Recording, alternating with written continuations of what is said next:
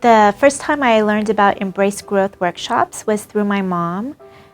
She used to listen to Dr. Sayan all the time on the radio, and she said, let's go to a seminar. And so I went with her and I heard her speak, and at the time I wasn't ready to hear what she had to say, and it kind of went over my head. And then maybe 2 years after that, my cousin had gone to her workshops and her mother had told me about them. And she said, I think you should go. And I was like, whatever. And my cousin then invited me. So what I saw in my cousin to make me want to spend 3 days at the workshops was I had seen the way her demeanor had changed, the way she looked at life had changed. She was happier than what she had been in the past, and the way she expressed herself made it much more pleasant to be around her. So before the workshop, she was always very negative in the way she saw life and the way she expressed her emotions. Like everything bad was always happening to her. And afterward, she was much more accepting of life, and she saw things through a much happier lens. She was much brighter. She saw the good in more things. So what was happening in my life is I was very planned of what I wanted to do by the time I reached 30. You know, I wanted to have my career established. I wanted to have a master's degree. I wanted to own my own home, but I never thought about past 30. I didn't have a plan. So I was kind of like floundering and not really living a full life because I had already achieved those things, and I was kind of like, now what? Where do I go from here?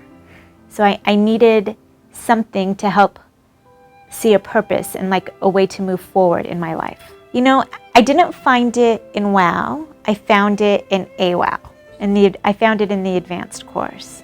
I found my purpose. My purpose is to help kids. So it really, I'm a special education teacher, and what it did, it really like made me embrace my craft and work harder at changing kids' lives and changing their parents' lives as well. I was just kind of going day by day and just trying to make it to the next day and not thinking beyond the next day. It was just surviving. It wasn't really living.